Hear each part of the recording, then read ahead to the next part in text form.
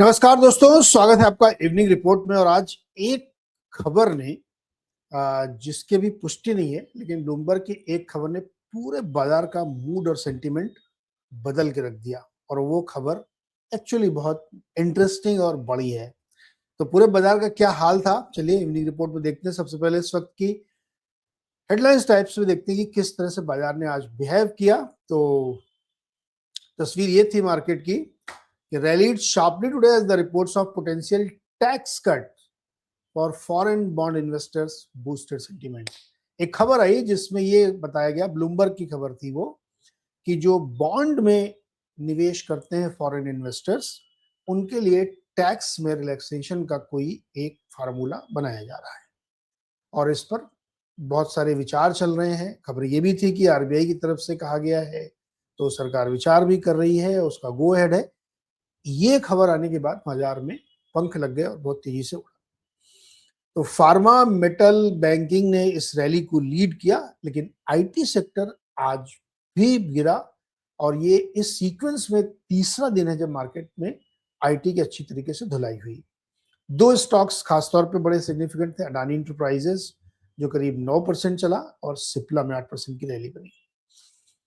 लेकिन भारत का जो WPI है, या जो होलसेल प्राइस इंडेक्स या प्रोड्यूसर प्राइस इंडेक्स बोलते हैं, वो 8.3% अप्रैल के महीने में हुआ, जो कि काफी ज्यादा शार्प राइज है 2022 के बाद से। 2022 कोविड वाला बाद के बाद वाला साल था, तो वहां पे इसी तरीके के नंबर्स आते थे। तो होलसेल प्राइस, इसको डिटेल में समझेंगे थोड़ा। और एफआईआईज ने आज 187 करोड़ की बाइंग की है। कितनी खुशी की बात है कि आज उनका मूड एकदम से चेंज हुआ और उन्होंने बाइंग की। आई थिंक, मेरा ये गेस है कि ये जो बॉन्ड वाली खबर आई, तो हो सकता है उन्होंने इसको सीरियसली लिया हो, कि हो सकता है गवर्नमेंट कुछ ऐसा सोच रही हो, तो उन्होंने बेचा नहीं। राइट। अदरवाइज वो ये खबर दिन में आ गई थी दोपहर में, तो अगर ये नहीं बेचा, उन्होंने हाथ अपना रोक दिया, तो वो 187 करोड़ में कैश में करते हुए दिखे। चलिए नंबर्स के थ्रू देखते हैं। तो आज लार्ज कैप का दिन था। आप देखिए निफ्टी 50, बैंक 500 तक सब ठीक ठाक थे, लेकिन मिड, स्मॉल और माइक्रो कैप बिल्कुल ठंडा था।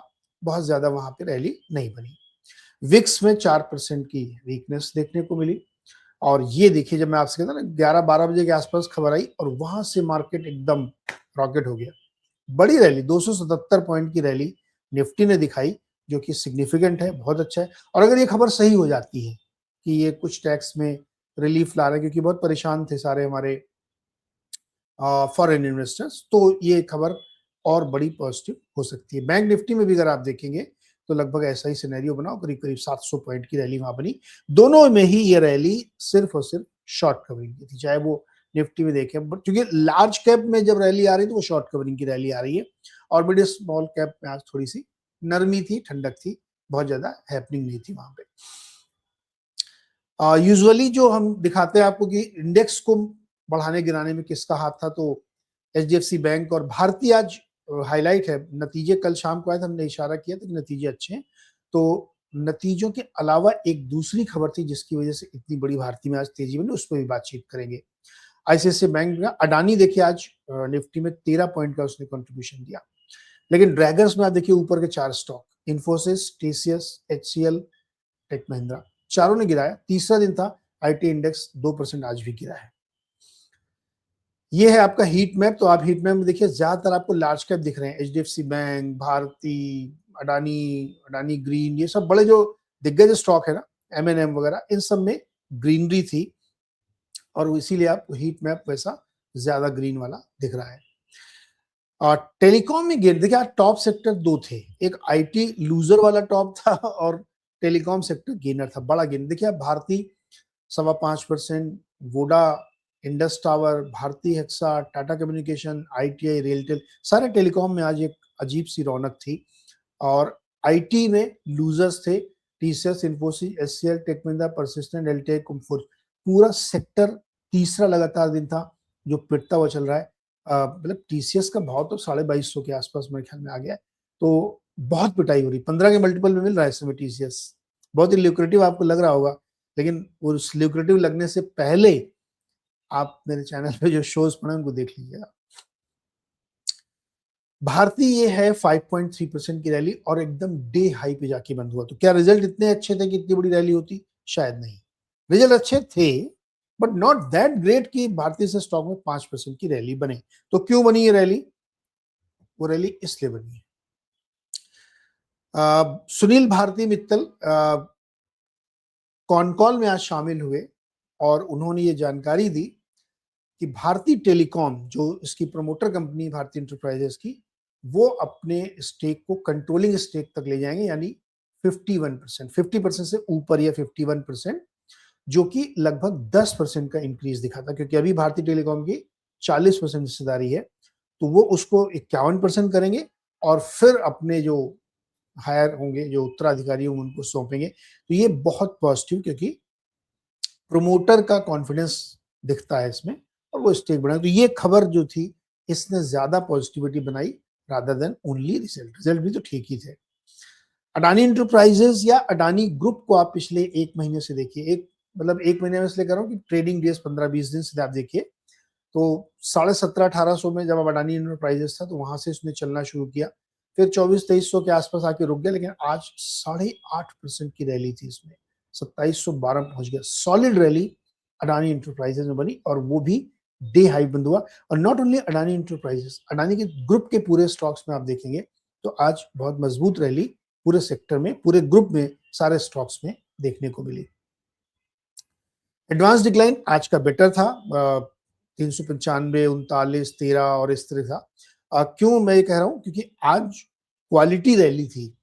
भले ही 11:15 बजे से वो एक खबर पे आई जिसका कंफर्मेशन नहीं है, वो ब्लूमबर्ग की खबर है, लेकिन उस खबर ने रैली को क्वालिटी प्रदान की, तो इसलिए वॉल्यूम के साथ और गेन अच्छे थे। इसलिए मैंने कहा कि ये आज का एडवांस डिक्लाइन रियली अच्छा है। नंबर्स तो दिखे ना अच्छे, इसके पीछे भी काफी बढ़िया चीजें आई।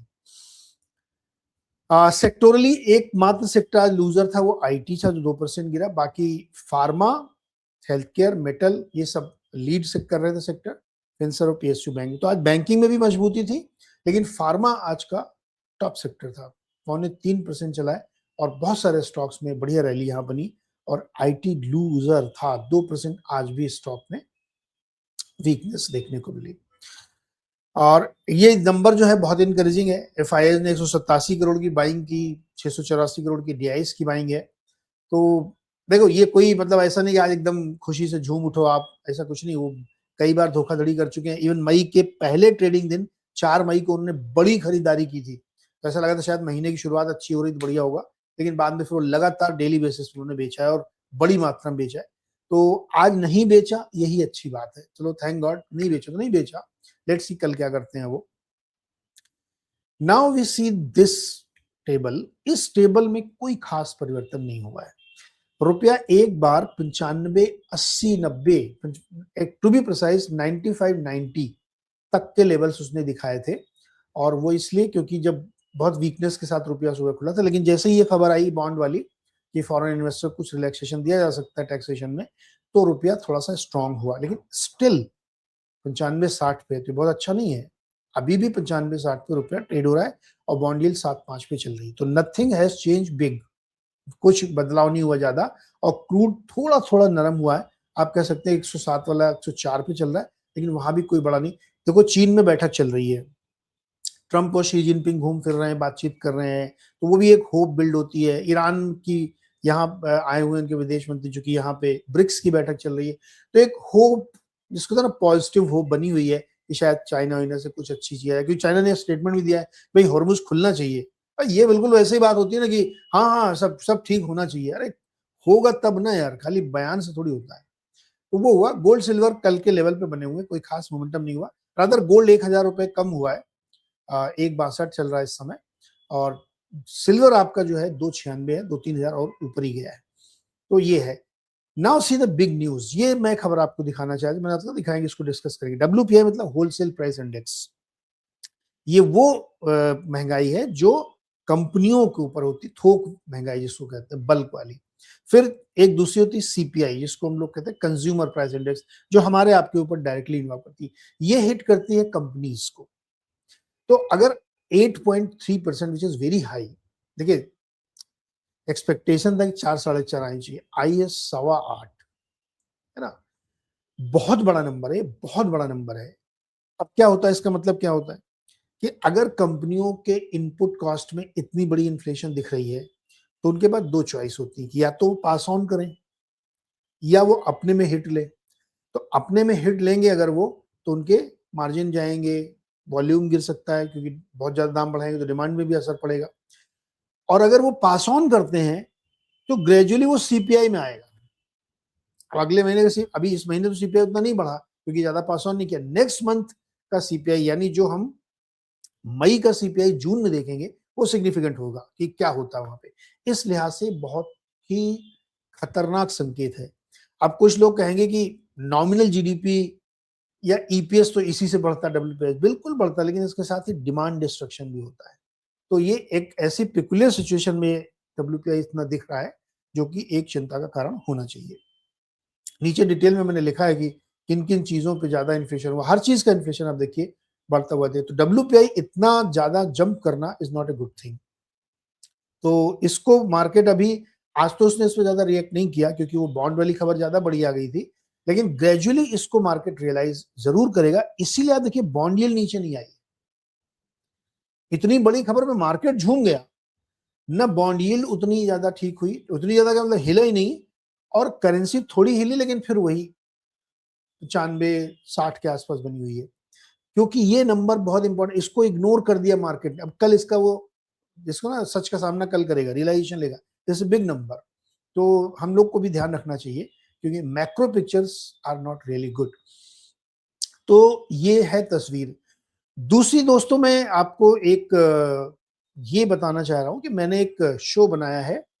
वो शो बना है उदय कोटक जी ने, जो अभी कुछ दिन पहले एक सीआईआई का कॉन्फ्रेंस थी। उस सीआईआई के कॉन्फ्रेंस में उन्होंने एक बड़ी बात बोली, कई सारी चीज़ों को वो डिस्क्राइब कर रहे थे कि हमारे देश में इस समय इकोनॉमी की क्या हालत है, कैसी चीज़ें बन रही हैं। उस पर मैंने एक शो बनाया और उस शो में मैंने ये बताने की कोशिश की है आप लोगों को कि कैसे वो देख रहे हैं सिचुएशन को और हम लोग क्या उसमें मिस आउट करें। और वो एक अवेकनिंग टाइप का शो है। तो मेरे आपसे रिक्वेस्ट है कि उस शो को आप लोग देखिएगा और डेफिनेटली आपको पता चलेगा कि क्या-क्या चीज़ें वो कहना चाह रहे हैं। एंड सिग्निफिकेंट चीज़ उसमें जानते हैं क्या है, एक सबसे बड़ी चीज़? सबसे बड़ी चीज़ उसमें एक सिग्निफिकेंट ये है कि उन्होंने एक बेसिक क्वेश्चन उठाया है कि इस देश में फाइनेंशियलाइजेशन ज़्यादा हो गया, मतलब ज़्यादा हम लोग फाइनेंशियलाइजेशन की तरफ चले गए हैं और वो हमारे लिए खतरनाक है क्योंकि हमारा हमको फोकस करना चाहिए किस पे? हमें फोकस करना चाहिए मैन्युफैक्चरिंग पे, हमें फोकस करना चाहिए कि किस-किस तरीके की चीज़ें इस समय देश में बन रही हैं, नहीं बन रही हैं, लेकिन हमने फोकस किया है केवल फाइनेंशियल्स पे। हमारा जो डोमेस्टिक डेट है, हाउस होल्ड डेट जिसको हम लोग बोलते हैं, 65 लाख करोड़ का है।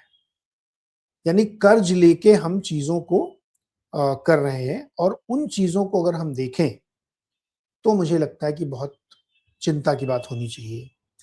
मार्केट में पैसा लगाओ, उन्होंने कॉर्पोरेट्स को भी ये बोला है कि आप लोग केवल क्वार्टर टू क्वार्टर, तिमाही दर तिमाही नतीजों पे, स्टॉक मार्केट पे, स्टॉक प्राइस पे, ईसॉप पे, वैल्यूएशन पे ही ज़्यादा फोकस है, रादर कि रीइन्वेस्टमेंट करने के लिए। तो बहुत अच्छी स्पीच है, आप लोगों ने हो सकता है सुन रखी हो, यूट्यूब पे पड़ी हुई है, 2-3 दिन से वो चल रही, लेकिन वो हिंदी में उसका लब्बो-लुआब हमने इस शो में समझाने की कोशिश की है। ये एक ऐसा शो है जो हर व्यक्ति को ज़रूर देखना चाहिए, ये आपको अंदर तक झकझोर देगा। एक इंडस्ट्री का वेटरन लीडर क्या कहने की कोशिश कर रहा है। तो जो मोदी जी ने ऑस्टेरिटी के लिए हमसे अपील की है, वो क्यों करनी पड़ी उनको, ये सोचने पे हमें मजबूर करता है। तो इस शो को ज़रूर देखिएगा और अपने कमेंट करके हमें बताइएगा कि उदय जी ने जो ये बातें कही हैं, वो आपको कहाँ तक अपील करती हैं और आप उससे कितना सहमत हैं? क्या आप भी वैसा ही सोचते हैं, जैसा उदय जी ने सोचा है? तो होपफुली आपको ये लगेगा। कमेंट करके भी बताइएगा कि इसमें क्या चीज़ आपको ठीक लगी, क्या नहीं ठीक लगी। तो ओपन डिस्कशन हम लोग करते हैं। मैं हमेशा कहता हूँ कि आपको जो भी आपके मन में आए, आप उसको लिखिए ज़रूर, हमें कमेंट करके बताइए। तो इवनिंग रिपोर्ट में फिलहाल इतना ही। कल सुबह हम लोग फिर मिलेंगे 6:55 पे। तब तक के लिए बहुत-बहुत शुक्रिया। चैनल को लाइक, शेयर, सब्सक्राइब करते रहिए। इससे आपका समर्थन हमें मिलता रहेगा। Thank you so much.